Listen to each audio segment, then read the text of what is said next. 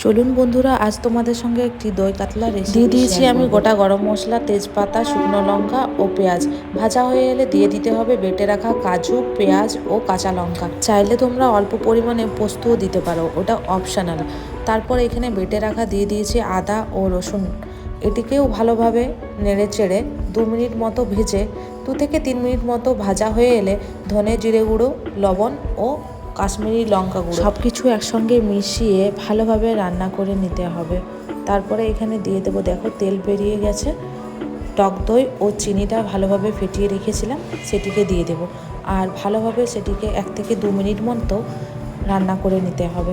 দেখো আমার মশলা রেডি হয়ে গেছে। আমি পরিমাণ মতো জল দিয়ে দিলাম। ঝোলটা ভালোভাবে ফুটে এলে দিয়ে দেবো গরম মশলা, ঘি আর চেরা কাঁচা লঙ্কা।